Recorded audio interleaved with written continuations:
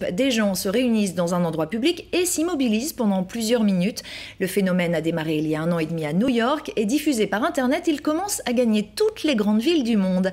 Laurent Cambre, Laurent Lagneau et François Pesquet.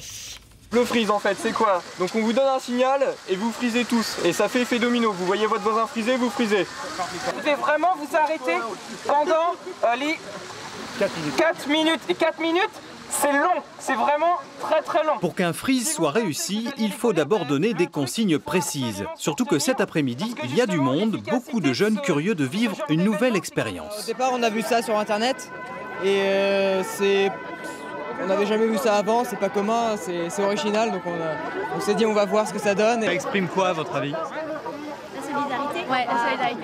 Ouais, ça prouve que tout le monde peut se réunir. À faire un truc qui touche les gens. Et là, il y a quelqu'un qui sort de chez lui pour aller acheter son pain et là il dit « Ah, il y a des gens qui ont fait un truc ensemble ». Et là, ça lui donne espoir dans le genre humain. Et une fois dans la place, il faut suivre le signal. C'est ce jeune homme au t-shirt orange. Il est le premier à s'arrêter. Autour de lui, les autres se figent à leur tour. En quelques secondes, tous les participants sont pétrifiés.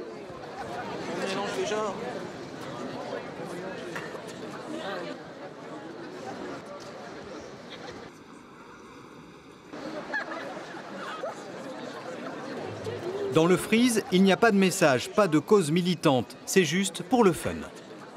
Ça n'a aucun but particulier, sauf que ça permet aux gens de se rencontrer et de pouvoir partager ensuite des réactions qu'ils ont pu entendre des gens qui sont passés par là et qui ont été étonnés en fait, de ce mouvement. En fait. En principe, à la fin d'un freeze, on reprend son activité comme si de rien n'était. Mais cet après-midi à Rouen, on a préféré une conclusion plus festive.